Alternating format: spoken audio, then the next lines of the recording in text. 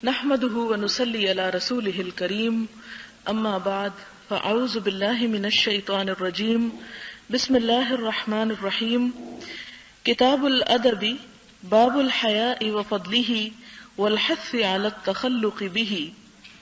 کتاب الادب حیا اور اس کی فضیلت اور اس کے متصف ہونے کی ترغیب کا بیان. وعن ابن عمر رضی اللہ عنہما ان رسول اللہ صلی اللہ علیہ وسلم مر على رجل من الانصار وهو يعظ اخاه في الحياء فقال رسول الله صلی اللہ علیہ وسلم دعه فإن الحياء من الإيمان متفق علیہ.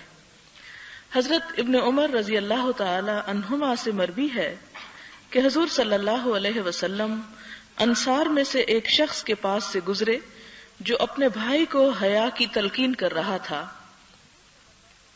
حضور صلی اللہ علیہ وسلم نے فرمایا اسے چھوڑو، حیا تو ایمان کا حصہ ہے. یعنی آپ صلی اللہ علیہ وسلم نے اس شخص کو، جو حیا کی تلقین سے مراد یہاں پر یہ ہے کہ زیادہ شرمانے سے اپنے بھائی کو روک رہا تھا، تو آپ نے فرمایا اسے چھوڑ دو، یعنی جو حیا یہ کر رہا ہے اسے کرنے دو، کیونکہ حیا بری چیز نہیں ہے، حیا ایمان کا ایک حصہ ہے. ان عمران ابن حسین رضی اللہ عنہما قال قال رسول اللہ صلی اللہ علیہ وسلم الحیاء لا یأتی الا بخیر متفق علیہ. وفی روایت لمسلم الحیاء خیر کلہ او قال الحیاء کلہ خیر. حضرت عمران ابن حسین رضی اللہ تعالی عنہما سے مروی ہے، فرماتے ہیں کہ حضور صلی اللہ علیہ وسلم نے فرمایا حیا نہیں لاتا مگر بھلائی، یعنی حیا سے بھلائی کے سوا اور کچھ نہیں ملتا. اور ایک اور روایت میں ہے حیا سارے کا سارا بھلائی ہے، یا ایک اور الفاظ میں یوں ہے کہ حیا سراپا بھلائی ہے، کہ حیا کرنا یا شرم و حیا اختیار کرنا جو ہے اس سے انسان کا کچھ بگڑتا نہیں، بلکہ انسان بھلائی ہی بھلائی سمیٹتا ہے. اور حیا بھلائی کا دوسرا نام ہے، خیر کا دوسرا نام ہے. وعن ابی ہریرہ رضی اللہ عنہ ان رسول اللہ صلی اللہ علیہ وسلم قال الایمان بضع وسبعون او بضع وستون شعبۃ فافضلها قول لا الہ الا اللہ وادناها اماطۃ الاذى عن الطریق والحیاء شعبۃ من الایمان متفق علیہ. حضرت ابو ہریرہ رضی اللہ تعالی عنہ سے مروی ہے کہ حضور صلی اللہ علیہ وسلم نے فرمایا ایمان کے 70 سے کچھ زیادہ یا 60 سے کچھ زیادہ حصے ہیں، ان میں سب سے افضل حصہ لا الہ الا اللہ کہنا ہے، یعنی ایمان کا اظہار اور اقرار. اور سب سے کم درجے والا شعبہ یہ ہے کہ راستے سے تکلیف دہ چیز کو ہٹا دیا جائے. اور حیا بھی ایمان کا ایک حصہ ہے، یعنی ایمان جو ہے وہ صرف لا الہ الا اللہ پڑھنے کا نام نہیں، یہ صرف زبان سے اسلام یا ایمان کے اظہار یا اقرار کا نام نہیں، بلکہ عمل کے مختلف حصوں یا پہلوؤں کا نام ہے.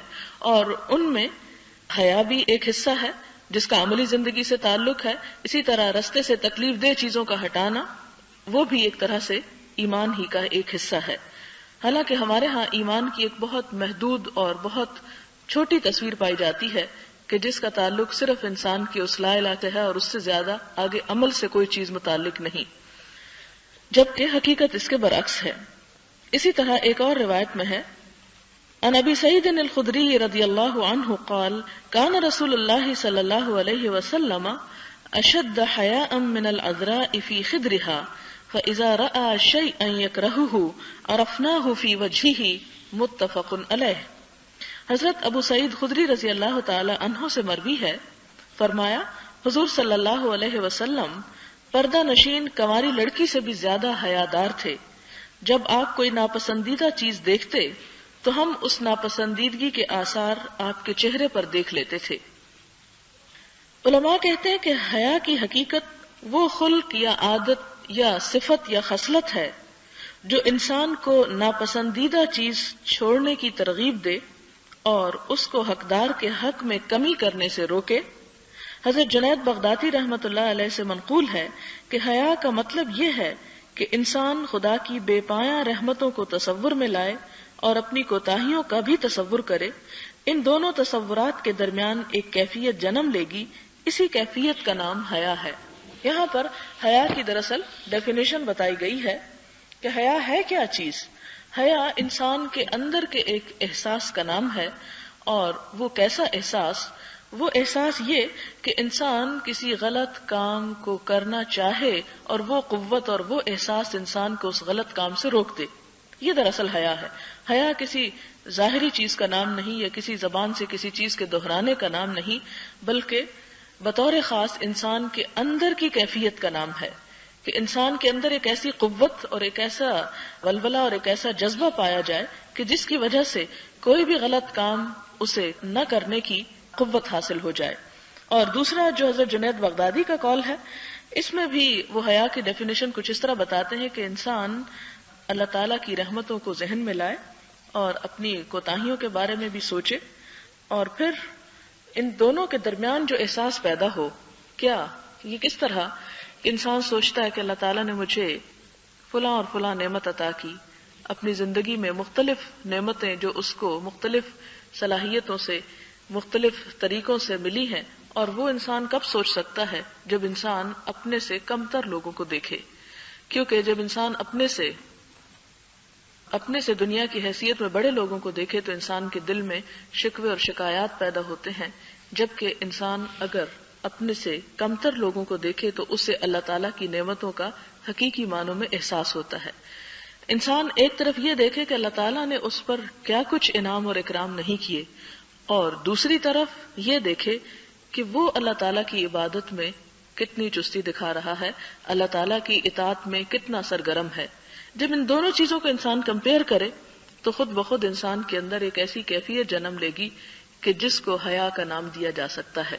یہ بالکل ایسے ہی ہے کہ جیسے آپ ایک انسان کے ساتھ جب معاملہ کرتے ہیں اور ایک انسان آپ کے ساتھ ہر موقع پر بھلائی اور خیر اور اچھے جذبات رکھتا ہے، اور جواباً آپ اس کے ساتھ کچھ نہیں کرتے، اس کے کسی احسان کو نہیں مانتے یا کسی احسان کا جواب احسان سے نہیں دیتے، تو ایک وقت ایسا آتا ہے اگر انسان کے اندر کچھ بھی انسانیت باقی ہو کہ اس کو یہ احساس ہوتا ہے کہ فلاں شخص میرے ساتھ اتنا اچھا ہے اور میں کیا کر رہا ہوں، تو اس کیفیت اور اس احساس کا نام جو ہے وہ حیا ہے.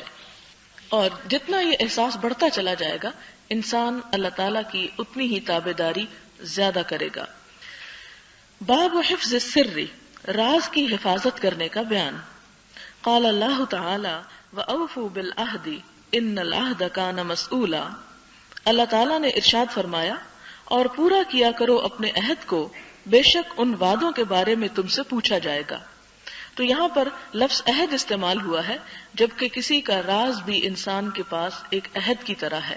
جس طرح وعدہ پورا کرنا ایک فرض ہے انسان کے اوپر اخلاقی، اور اسی طرح کسی کا راز جان لینے کے بعد یا رازدان ہونے کے بعد اس راز کو چھپانا بھی ایسے ہی لازم ہے جیسے ایک عہد کا پاس کرنا.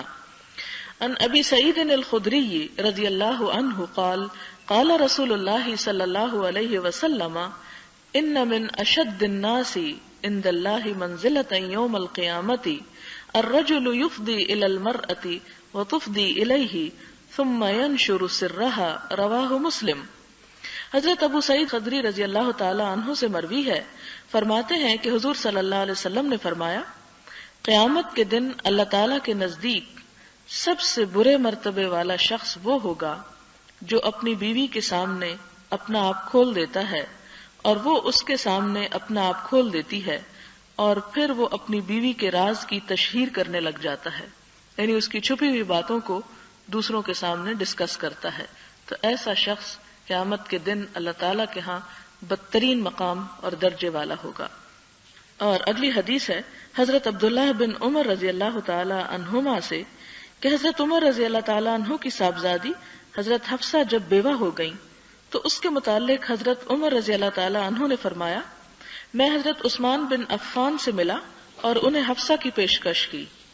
ہمارے ہاں اس بات کو معیوب سمجھا جاتا ہے کہ کوئی شخص اپنی بیٹی کا رشتہ کسی کے پاس لے کر جائے، اور بعض اوقات اس انتظار میں بیٹیاں بوڑھی ہو جاتی ہیں کہ کوئی رشتہ لے کر ان کے پاس آئے، لیکن اسلام نے ایسی کوئی حد اور قید نہیں لگائی، اور اسلامی لحاظ سے اس میں کوئی برائی نہیں کہ بیٹی والے خود رشتے کی پیشکش کریں۔ لہذا یہاں پر ہم دیکھتے ہیں کہ حضرت عمر اپنی بیٹی کا رشتہ خود حضرت عثمان کو پیش کرتے ہیں۔ پھر اس پر کیا ہوتا ہے؟ وہ کہتے ہیں اگر آپ چاہیں تو حفصہ بنت عمر کو آپ کے نکاح میں دے دوں۔ کہنے لگے میں اس معاملے میں غور کروں گا۔ چند دن انتظار کے بعد پھر وہ مجھے ملے تو کہنے لگے میں محسوس کرتا ہوں کہ مجھے ان دنوں نکاح نہیں کرنا چاہیے۔ پھر میں حضرت ابو بکر صدیق رضی اللہ تعالیٰ عنہ سے ملا اور ان سے کہا کہ اگر آپ چاہیں تو میں حفصہ بنت عمر کو آپ کے نکاح میں دے دوں۔ یعنی حضرت عثمان نے جب انکار کر دیا تو حضرت ابو بکر کے پاس گئے۔ حضرت ابو بکر خاموش رہے اور مجھے کوئی جواب نہ دیا۔ مجھے ان کی خاموشی پر اتنا دکھ ہوا جتنا حضرت عثمان کے انکار پر نہیں ہوا تھا، کیونکہ انہوں نے منہ سے بول کر کہہ دیا۔ میں نے کچھ دن انتظار کیا، پھر حضرت حفصہ کو حضور صلی اللہ علیہ وسلم نے پیغام نکاح دیا اور میں نے حضرت حفصہ کا نکاح حضور صلی اللہ علیہ وسلم سے کر دیا۔ اس میں دیکھیں کہ بعض اوقات انسان کہیں پر رشتے کا انکار ہوتا ہے یا کہیں مطلب پورا نہیں ہوتا تو انسان پریشان ہوتا ہے اور سمجھتا ہے کہ دوسرے نے اس کی توہین کر دی، حالانکہ اللہ تعالیٰ نے اس انسان کے لیے اس سے بہتر کوئی اور چیز رکھی ہوتی ہے۔ تو حضرت عمر تو یہ چاہتے تھے کہ ان کی بیٹی کا نکاح حضرت عثمان یا حضرت ابو بکر کے ساتھ ہو جائے، لیکن اللہ تعالیٰ نے ان کے لیے ام المؤمنین بننے کا درجہ اور شرف رکھا تھا، اور حضرت عمر کے وہم و گمان میں بھی نہ تھا، لہذا وہ اس بات پر دکھی ہوتے ہیں کہ حضرت ابو بکر نے خاموشی کیوں اختیار کی۔ پھر حضرت حفصہ کو حضور صلی اللہ علیہ وسلم نے پیغام نکاح دیا اور میں نے حفصہ کا نکاح حضور صلی اللہ علیہ وسلم سے کر دیا۔ پھر ابو بکر رضی اللہ عنہ مجھے ملے اور کہا شاید آپ کو رنج پہنچا ہو جب آپ نے مجھے حفصہ کی پیشکش کی اور میں نے کوئی جواب نہ دیا۔ کہا ہاں۔ کہنے لگے مجھے تمہاری پیشکش کا جواب دینے میں اس کے سوا کوئی رکاوٹ نہ تھی کہ مجھے علم تھا کہ حضور صلی اللہ علیہ وسلم نے حفصہ کا ذکر فرمایا ہے، اور میں حضور صلی اللہ علیہ وسلم کے راز کو افشا نہیں کر سکتا تھا، کیونکہ میں جانتا تھا کہ آپ وہ نکاح کرنا چاہتے ہیں، اس لیے میں نے خاموشی اختیار کر کے آپ کے راز کو چھپایا۔ اگر حضور صلی اللہ علیہ وسلم حفصہ سے نکاح نہ کرتے تو میں اسے قبول کر لیتا۔ یہ بخاری کی روایت ہے۔ اگلی حدیث ہے حضرت عائشہ رضی اللہ تعالی عنہا سے روایت ہے، فرمایا حضور صلی اللہ علیہ وسلم کی ازواج مطہرات حضور صلی اللہ علیہ وسلم کی خدمت میں حاضر تھیں۔ حضرت عائشہ رضی اللہ تعالی عنہا سے روایت ہے، فرمایا حضور صلی اللہ علیہ وسلم کی ازواج مطہرات حضور صلی اللہ علیہ وسلم کی خدمت میں حاضر تھیں کہ حضرت فاطمہ رضی اللہ تعالی عنہا چلتی ہوئی آئیں۔ ان کی چال حضور صلی اللہ علیہ وسلم کی چال سے ذرا بھر بھی مختلف نہ تھی، یعنی بہت زیادہ ریزمبلنس تھی ان کے ساتھ چلنے میں۔ جب حضور صلی اللہ علیہ وسلم نے انہیں دیکھا تو انہیں مرحبا فرمایا، یعنی ویلکم کیا، اور فرمایا اے میری بیٹی خوش آمدید۔ عموماً ہمارے ہاں یہ ہوتا ہے کہ ویلکم کرنا یا اچھے طریقے سے پیش آنا یا خوش آمدید کہنا صرف غیروں کے لیے ہوتا ہے، جبکہ حضور صلی اللہ علیہ وسلم اپنی ہی بیٹی اور اپنے ہی گھر کے افراد کے لیے ایسا اخلاق اور طرز عمل رکھتے تھے۔ پھر انہیں اپنے دائیں یا بائیں جانب بٹھایا، یعنی اپنے قریب بٹھایا، پھر ان کے کان میں کوئی بات فرمائی۔ اس سے آپ اندازہ کریں کہ آپ صلی اللہ علیہ وسلم کا طرز عمل اپنی بیٹی کے ساتھ کیسا تھا، یعنی کتنی فرینکنس تھی۔ ہمارے ہاں مذہبیت کا جنون عموماً لوگوں کو اپنے ہی بچوں سے دور کر دیتا ہے، اور ان کے ہاں یہ تصور پایا جاتا ہے کہ بچوں کے ساتھ فرینک ہونا یا اچھی طرح پیش آنا شاید بچوں کے دل میں ان کا روب کم کر دے، حالانکہ روب اپنی جگہ ہے اور محبت اپنی جگہ ہے اور احترام اپنی جگہ ہے۔ تو آپ صلی اللہ علیہ وسلم اپنی بیٹی کے ساتھ شفقت، محبت، احترام اور ان کے مقام کا ہر لحاظ سے خیال رکھتے ہیں۔ پھر وہ کہتے ہیں کہ آپ صلی اللہ علیہ وسلم نے ان کے کان میں کوئی بات فرمائی تو وہ زور سے رونے لگی۔ جب حضور صلی اللہ علیہ وسلم نے ان کی بے صبری کو دیکھا تو دوبارہ ان کے کان میں کچھ فرمایا تو وہ ہنسنے لگی۔ اس سے کیا پتہ چلتا ہے کہ حضرت فاطمہ بھی عام عورتوں کی طرح ایک عورت تھیں، اور ان کے بھی اسی طرح احساسات اور جذبات تھے جیسے کسی عام عورت کے ہوتے ہیں، کہ عموماً عورتوں کی عادت ہوتی ہے چھوٹی سی بات پہ رو پڑنا اور چھوٹی سی بات پہ خوش ہو جانا، لیکن یہاں دونوں باتیں چھوٹی نہ تھیں، دونوں ہی بہت بڑی تھیں، اور ان کا رد عمل بھی ایک نیچرل ری ایکشن تھا۔ میں نے ان سے کہا کہ حضور صلی اللہ علیہ وسلم نے تمام عورتوں میں سے راز بتانے کے لیے تمہیں منتخب کیا ہے، اس کے باوجود تم روتی ہو۔ پھر جب حضور صلی اللہ علیہ وسلم تشریف لے گئے تو میں نے ان سے پوچھا، حضور صلی اللہ علیہ وسلم نے تم سے کیا فرمایا تھا؟ انہوں نے جواب دیا، میں حضور صلی اللہ علیہ وسلم کا راز افشا کرنے والی نہیں ہوں، یعنی جو بات انہوں نے میرے کان میں کہی وہ میں کیوں کر بتاؤں گی۔ پھر جب حضور صلی اللہ علیہ وسلم کا انتقال ہو گیا تو میں نے حضرت فاطمہ سے کہا، میں تمہیں اس حق کی قسم دے کر کہتی ہوں جو میرا تمہارے اوپر ہے کہ تم مجھے وہ بات بتاؤ جو حضور صلی اللہ علیہ وسلم نے تم سے فرمائی تھی۔ کہا، ہاں اب بتا دیتی ہوں۔ جب حضور صلی اللہ علیہ وسلم نے پہلی بار مجھ سے سرگوشی کی تو آپ نے مجھے بتایا، جبریل علیہ السلام میرے ساتھ سال میں 1 مرتبہ قرآن حکیم کا دور کرتے تھے، اور اب انہوں نے میرے ساتھ 2 مرتبہ دور کیا ہے۔ دور کا مطلب ہے جتنا قرآن پاک نازل ہو چکا ہوتا تھا وہ سارا اتنا آپ صلی اللہ علیہ وسلم جبریل علیہ السلام کو سنایا کرتے تھے، ریوائز کرتے تھے رمضان المبارک میں۔ اور آخری سال جب پورا مکمل ہو چکا تو آپ نے 2 مرتبہ دور کیا، یعنی ان کو سنایا۔ میں دیکھ رہا ہوں کہ موت قریب آ گئی ہے، پس تم اللہ سے ڈرو اور صبر کیا کرو، میں تمہارے لیے بہترین آگے جانے والا ہوں، یعنی تم سے پہلے پہنچنے والا ہوں۔ یہ سن کر میں رو دی جس طرح کہ تم نے دیکھا۔ پھر جب حضور صلی اللہ علیہ وسلم نے میری بے صبری کو دیکھا، اور آپ دیکھیں کہ کسی بھی بیٹی کے لیے یہ خبر کہ اس کے باپ کی وفات ہونے والی ہے ایک بجلی کی طرح بن کے گر سکتی ہے، تو یہی حالت حضرت فاطمہ کی ہوئی۔ جب میری بے صبری کو آپ صلی اللہ علیہ وسلم نے دیکھا تو دوبارہ میرے ساتھ خفیہ بات کی اور فرمایا، اے فاطمہ، کیا تم اس پر راضی نہیں کہ تم مومن عورتوں کی سردار ہو؟ یا فرمایا، اس امت کی عورتوں کی سردار ہو، کہ تمہیں میں خوشخبری دیتا ہوں کہ اگرچہ میں تمہیں اب چھوڑ کر جانے والا ہوں لیکن تمہارا مقام آخرت میں بہت بلند ہوگا، اور وہ یہ کہ تم اس امت کی عورتوں کی سردار ہوگی، یعنی تمہارا وہاں پر تمام عورتوں سے بلند مرتبہ ہوگا۔ اب اس میں آپ دیکھیں کہ ہمیں یہ دیکھنا چاہیے کہ حضرت فاطمہ رضی اللہ تعالی عنہا کے پاس کیا خوبی تھی، کیا ان کے اعمال تھے، کیا چیز تھی جس نے انہیں دنیا کی عورتوں کا نہیں جنت کی عورتوں کا سردار، کیونکہ جنت میں جانا ہی ایک مشکل کام، اور پھر جنت میں جا کر تمام عورتوں سے اور خاص طور پر آپ صلی اللہ علیہ وسلم کی امت کی عورتوں سے ان کا مقام سب سے بلند، تو ان اعمال کی تلاش اور ان چیزوں کی تلاش کرنی چاہیے جو آپ رضی اللہ تعالی عنہا کی ذات میں تھیں۔ اور اس میں آپ دیکھتے ہیں کہ حضرت فاطمہ رضی اللہ تعالی عنہا کی زندگی کے جو خصائص ملتے ہیں ان میں یہ کہ ایک فرما بردار بیٹی اور ایک فرما بردار بیوی، اور اللہ تعالیٰ کی عبادات کو بہترین طریقے سے انجام دینے والی، اور اپنے دین اور اپنی دنیا کے کاموں کو بھی بذات خود کرنے والی تھی۔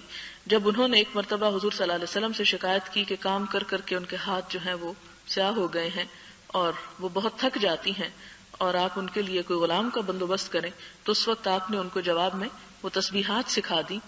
اس کے علاوہ یہ ہے کہ آپ صلی اللہ علیہ وسلم کی بیٹی بھی تھی، لیکن صرف بیٹی ہونے کی وجہ سے آپ صلی اللہ علیہ وسلم نے فرمایا کہ تم جنت میں نہیں جا سکتی، جیسے کہ ایک اور روایت میں ہمیں ملتا ہے، آپ نے ایک جگہ پر فرمایا کہ اے محمد صلی اللہ علیہ وسلم کی پھپھی صفیہ اور اے بیٹی فاطمہ، تم اپنے لیے خود کچھ کرو، اس لیے کہ میرا نبی ہونا تمہارے کسی کام نہ آئے گا۔ اور پھر اس میں آپ دیکھیں کہ آپ کی بیٹیاں تو اور بھی تھیں، اگر صرف بیٹی ہونے کی وجہ سے جنت کا سردار بننا ممکن ہوتا تو پھر باقی بیٹیوں کو بھی یہی مقام ملنا چاہیے تھا، لیکن ان کی بنسبت آپ رضی اللہ تعالی عنہا کا اگر مقام ہے تو یہ ہم سب کے لیے قابل توجہ اور قابل غور بات ہے۔ کہتی ہیں کہ جب آپ نے مجھے یہ خوشخبری دی تو میں ہنس پڑی جیسا کہ تم نے دیکھا، اور یہ عبارت مسلم کی ہے۔ اگلی حدیث ہے، حضرت ثابت سے روایت ہے کہ وہ حضرت انس رضی اللہ تعالی عنہ سے روایت کرتے ہیں، فرمایا حضور صلی اللہ علیہ وسلم میرے پاس تشریف لائے اور میں بچوں کے ساتھ کھیل رہا تھا، آپ نے ہمیں سلام کیا اور مجھے کسی کام سے بھیج دیا۔ میں اپنی ماں کے پاس دیر سے پہنچا، جب میں آیا تو ماں نے پوچھا دیر کس وجہ سے کی؟ عرض کیا مجھے حضور صلی اللہ علیہ وسلم نے ایک کام کے لیے بھیج دیا تھا۔ ماں نے کہا کیا کام تھا؟ میں نے کہا وہ راز ہے۔ ماں نے کہا حضور صلی اللہ علیہ وسلم کے راز سے کسی کو آگاہ نہ کرنا۔ انس نے کہا اگر میں اس کے متعلق کسی کو بتاتا تو خدا کی قسم اے ثابت تمہیں بتاتا جو یہ حدیث روایت کر رہے ہیں، لیکن وہ انہوں نے کسی کو بھی نہیں بتایا۔ اس سے آپ اندازہ کریں کہ نہ صرف یہ کہ عورتیں یعنی عورتوں میں حضرت فاطمہ نے بلکہ بچوں میں حضرت انس نے، کیونکہ حضرت انس صرف 10 سال کی عمر کے تھے جب آپ کے پاس آئے، اور جس وقت یہ بات ہوئی اس وقت بھی کوئی بہت بڑے نہ تھے، کیونکہ ابھی بھی وہ اپنی ماں کے پاس ہی رہتے تھے. تو وہ جب ان سے پوچھتی ہیں کہ کس کام کے لیے گئے تھے، جس طرح کے ماؤں کی عادت ہوتی ہے، تو وہ جواب میں نہیں بتاتے. اور آپ دیکھیں کہ ماں بھی کتنی سمجھدار ہے کہ اصرار نہیں کرتی بلکہ ایک اچھی تربیت اور ایک اچھی تعلیم اپنے بچے کو دیتی ہیں کہ ہاں تم کسی اور کو بھی نہیں بتانا. یہ نہیں کہتی کہ میں تو ماں ہوں اور ماں کا واسطہ دیتی ہوں، مجھے تو بتا دو. نہیں، ان کے ہاں اس قسم کا تجسس نہیں پایا جاتا تھا. اور ایسا کیوں؟ اس لیے کہ حضور صلی اللہ علیہ وسلم کی یہ تعلیم ہے کہ من حسن اسلام المرء ترکہ ما لا یعنیہ، کہ انسان کے اسلام کا حسن اس بات میں ہے کہ وہ ان ساری چیزوں کو چھوڑ دے جس سے اس کا کوئی مطلب نہیں، یعنی جس کا اس سے کوئی تعلق نہیں، کوئی واسطہ نہیں. انسان ان بیکار چیزوں میں نہ پڑے. کیوں؟ اس لیے کہ اللہ تعالیٰ نے انسان کو جو صلاحیتیں بھی دی ہیں ان سب کا اس سے حساب لیا جائے گا. وہ اس لیے نہیں کہ انسان بیکار باتوں میں اور بیکار دلچسپیوں میں مصروف ہو کر اپنی قوتوں اور صلاحیتوں کو ادھر ادھر کی گپ شپ میں ضائع کر دے. اور اسی لیے فرمایا کہ قرآن پاک میں آتا ہے کہ ان السمع والبصر والفؤاد کل اولئک کان عنہ مسئولا، کہ نگاہیں اور کان اور دل سب سے سوال کیا جائے گا. دل سے کیا؟ یعنی دل کا حساب کیا؟ اسے تو ظاہر دھڑکنا اور خون پمپ کرنا ہے. نہیں، یہ نہیں کہ تم نے اپنا کام کیا یا نہیں، یہ کہ دل کس قسم کے خیالات کی آماجگاہ بنا، کس قسم کی سوچیں رہی، کس طرح کے گمان رہے لوگوں کے بارے میں، کس قسم کی خواہشات اس میں پنپتی رہی. تو اس سے یہ پوچھا جائے گا. آنکھوں سے کیا پوچھا جائے گا کہ انہوں نے کیا دیکھا، حلال یا حرام یا وہ چیزیں. اب مثال کے طور پر جب ہم پڑھتے بھی ہیں تو کچھ بھی پڑھتے ہیں تو اس پر بھی پوچھا جائے گا کہ کس قسم کی چیزیں پڑھتے رہے. کیونکہ بعض لوگوں کی عادت ہوتی ہے کہ بیکار قسم کی فضول کہانیاں جو ہیں ان کو صرف ایک ہیبٹ یا ایک نشے کے طور پر پڑھتے رہنا، حالانکہ اس کے پیچھے کوئی علم نافع نہیں ہوتا. اسی طرح ایسی بیکار چیزیں دیکھتے رہنا کہ جب بیٹھے ہیں تب ٹی وی کھلا ہے تو بس دیکھتے چلے جا رہے ہیں، اس میں نہ تو کوئی مقصد ہے نہ کوئی ہدف ہے، صرف وقت کاٹا جا رہا ہے. نہیں، اس کے بارے میں پوچھا جائے گا کہ زندگی اس لیے نہیں دی تھی کہ تم اپنے آپ کو صرف ایک شغل کے طور پر اپنی زندگی کو بسر کرو، یا تمہارے پاس وقت زیادہ ہے تو تم بیکار میں اور بے مقصد میں ادھر ادھر کے چینل گھما کر اپنا وقت پورا کرو. نہیں، اس وقت سے ان نگاہوں سے بھی پوچھا جائے گا کہ وہ کیا کچھ دیکھتی رہی. اسی طرح کانوں سے کہ کس قسم کی باتیں سنی. اور باتیں سننے میں ہمارے ہاں عموماً جن باتوں میں خواتین کی دلچسپی ہوتی ہے وہ دوسروں کی پرسنل لائف اور دوسروں کے حالات کے بارے میں جاننا اور تجسس کرنا اور غیبت اور اسی قسم کی من گھڑت کہانیاں، خواہ وہ جھوٹی ہوں یا سچی، ان میں دلچسپی عموماً زیادہ ہوتی ہے. ان میں عموماً کان زیادہ لگائے جاتے ہیں. آپ دیکھیں کہ جب کوئی کام کی بات ہوتی ہے اور سنائی جاتی ہے تو بہت سے لوگ توجہ نہیں کرتے. جیسے یہاں بھی میں دیکھتی ہوں کہ کچھ لوگ ادھر ادھر چیزوں کو دیکھتے رہتے ہیں، یہاں آ کر بھی وہ اصل مقصد نہیں پاتے. تو اسی طرح عموماً یہ ہوتا ہے کہ وہ لوگ کام کی باتیں کم سنتے ہیں. لیکن اگر اس وقت میں کسی کی ذاتی زندگی کا قصہ کھولوں یا کوئی بات بتاؤں تو آپ دیکھیں گے کہ کوئی شخص بھی ایسا نہیں ہوگا جو پوری طرح الرٹ نہیں ہوگا، بلکہ پوری طرح توجہ سے سنا جائے گا، اور چاہے وہ جھوٹا ہی کیوں نہ ہو. یہ ایسا کیوں ہوتا ہے؟ ایسا اس لیے ہوتا ہے کہ ہمارے ساتھ ایک فورس لگی ہوئی ہے جس کو ہم شیطان کے نام سے یاد کرتے ہیں. وہ ان چیزوں کو ہمارے لیے خوشنما بنا کے دکھاتا ہے. جس طرح اللہ تعالیٰ قرآن پاک میں بھی کہتے ہیں نا کہ وہ شیطان جو ہے کھلا دشمن ہے. وہ تمہارے لیے کیا کرتا ہے؟ اس نے کہا تھا نا کہ لَأُزَيِّنَنَّ لَهُمْ، میں ان کے لیے دنیا کی چیزوں میں زینت پیدا کروں گا، خوبصورت خوشنما بنا کر دکھاؤں گا.